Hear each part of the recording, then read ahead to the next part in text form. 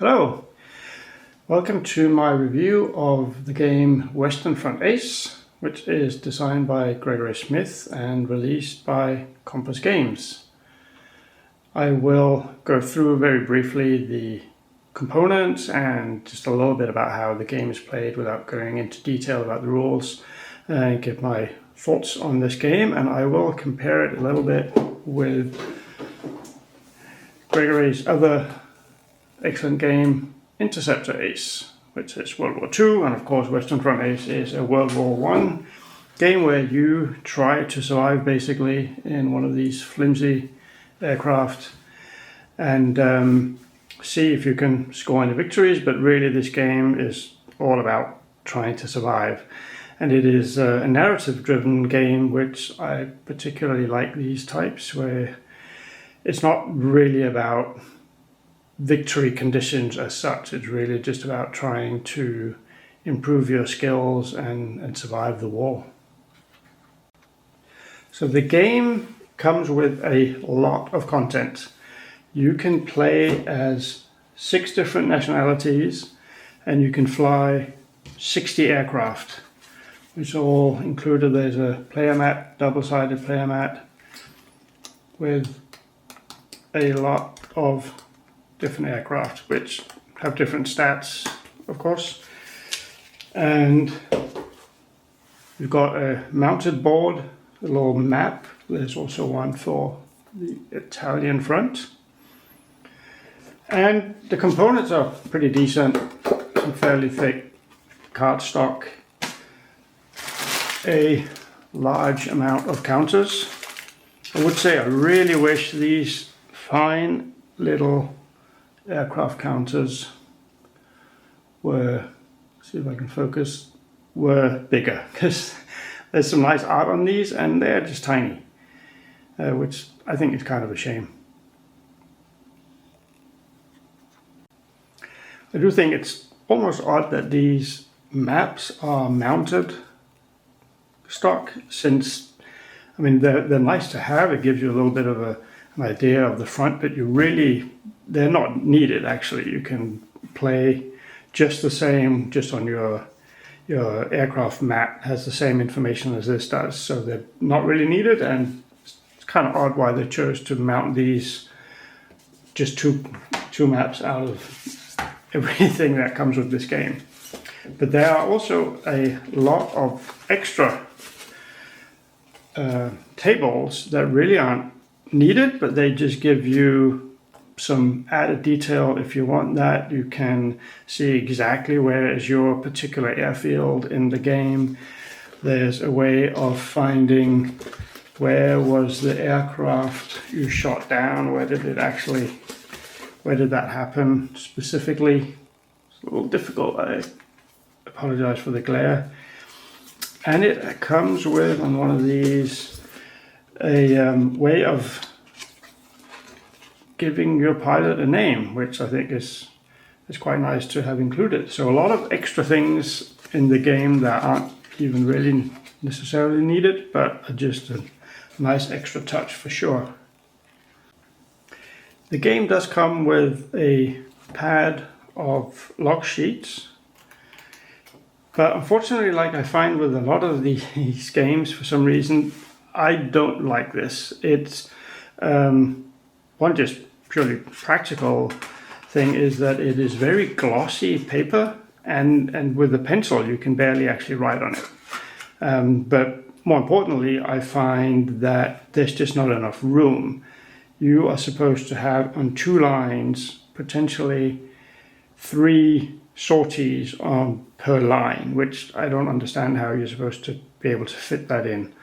So I went ahead and made my own little design where I just will make several copies of these if I need to, but I haven't actually survived long enough to need more than 1 sheet, unfortunately. The game also comes with a whole deck of historical ace cards, which you can both play as one of these and see if you can be just as good as they were, or you can suddenly meet one of them in the field. I have not yet done either of those, but there is some extra playability in this as well. A new thing Gregory Smith did in this game, see if I can focus, is he added these little sequence of play cards. There's, I think, 6 of them, and they kind of walk you through each step of a sortie. And I think these are really quite nice. They help if you haven't played the game for a while, or just when you start, have these as a reference. But the rules are really quite simple, so I don't really use them anymore, but I think it was a nice addition. And that leads me to the rules of the game and the rule book. As I mentioned, the rules are really fairly simple. It's not a complex game. And I do have Gregory Smith's, as I mentioned, Interceptor Ace, but also American Tank Ace. And I wasn't particularly pleased with either of those rule books. I found them to be a bit confusing. And when I first read this one, I thought, and with the sequence of play cards, I thought this was going to be a much better. Unfortunately, once you then start playing the game, the rule books really aren't that great. One little instance I found was if you happen to be sent on a balloon busting mission and you want to figure out, it doesn't happen very often, luckily, because those are deadly. If you then want to figure out, oh, what was that all about? What have I got to do in a balloon busting mission? Then you actually have to read on a little bit here on page 15, a little bit here on page 17, and a little bit on page 18, which I think is really not making it easy for the user, that things are spread out and it's just not that easy to find things, and there's a lot of just oddities in how the rules are written. It does have a rule index, which is a good attempt, but I have had several things I've tried to find that then weren't mentioned in the rules index.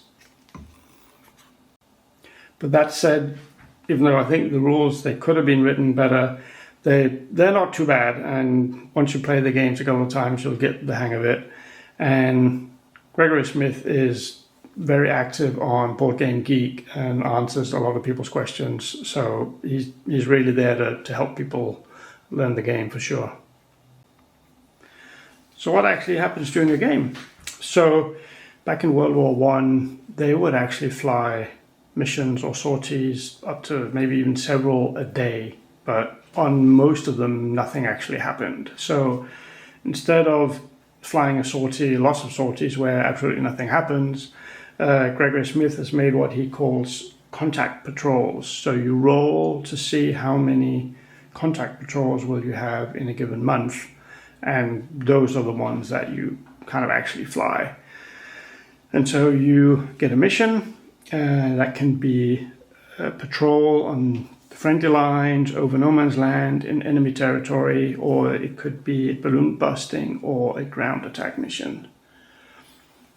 And for most of these, the main difference is you possibly shot down over friendly territory or enemy territory, or are you doing one of these, the ground attack and balloon busting are very deadly because there is enemy anti-aircraft fire. So often it's really just about flying, seeing if you can meet an enemy scout or fighter or a two-seater plane, and you then go into combat with them.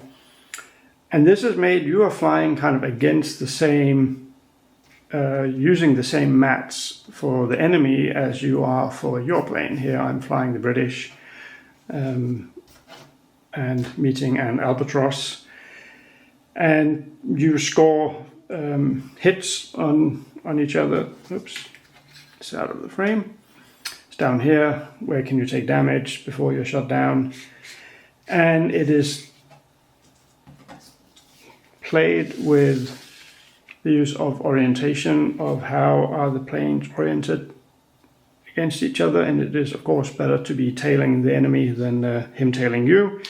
And better aircraft help in that regard, and also some of the skills you gain later on in the game. So you try and score victory kills against the enemy, but really what this game is about is surviving. Especially the British in the beginning of the game, their planes are terrible.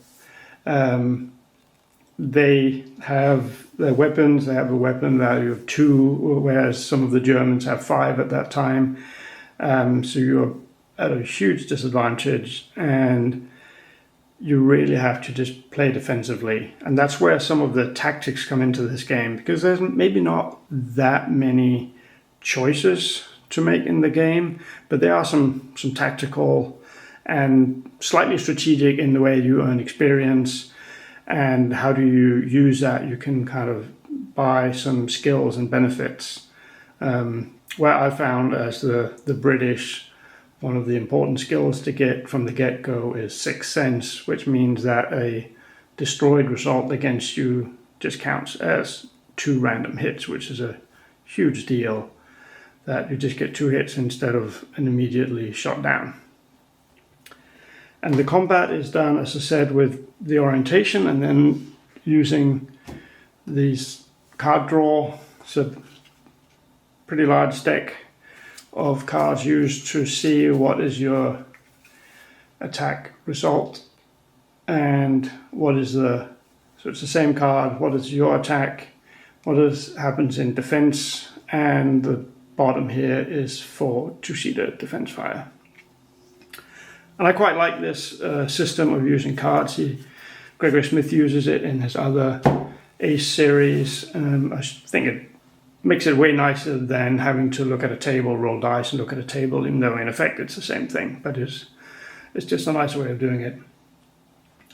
So there is ultimately quite a lot of luck involved in the game, because it is these cards and there are some die rolls as well.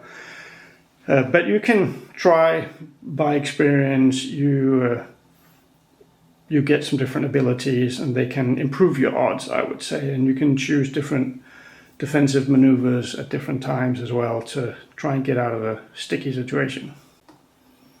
So for those who maybe you have Interceptor Ace, or you don't know which of these 2 titles you would like to buy or try out, here's just my thoughts on the differences between these 2, and I think they are actually quite substantial, not so much in a way in the rules, but more historically the aircraft, and especially the fact that you have a parachute. In World War One, only the Germans quite late in the war had parachutes, and that makes a big difference, because in Interceptor Ace you just go in guns blazing and it almost doesn't matter if you get shot down, because you just parachute to safety and you are over friendly territory and you go home and you fly another mission.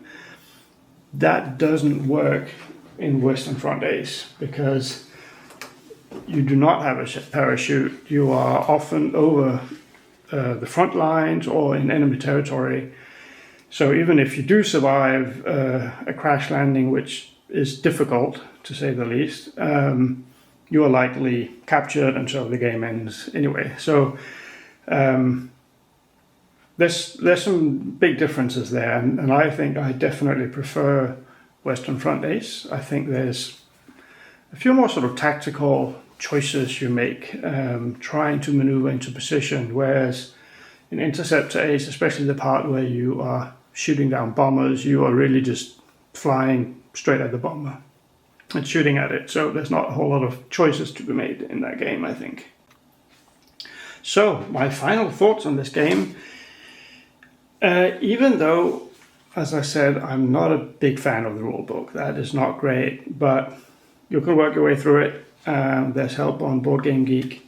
And I really do like, as I just said, I really do like the card draw technique instead of rolling dice and looking at tables.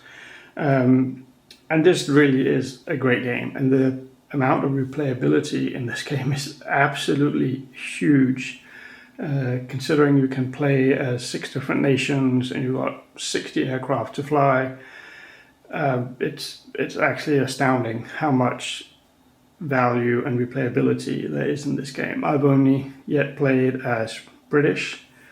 I just finished, or it was finished for me, my 4th playthrough. My last pilot got the furthest I've been able to get. He actually survived a full year, mostly because he spent several months in hospital a couple of times. And just as I thought he was getting to a point where he was actually getting to be a decent pilot with a chance, then unlucky rolls and he was shot dead in the air. Too bad, but that's the game. It's a tough game. I don't know if anybody, there might be some people out there who's actually survived the war, but I don't think it's many times that happens. So just finally, yeah, I think this is really a good, fun game. As you can see, it's a pretty small, because you don't actually even need these 2 maps. You really only need 2 play mats here, so you don't need a lot of space. It's pretty quick to pack up and open up, which is a big deal for some people, like it is for me. So this is definitely a game that I will be playing quite often, that's for sure. So that was my thoughts, and good game.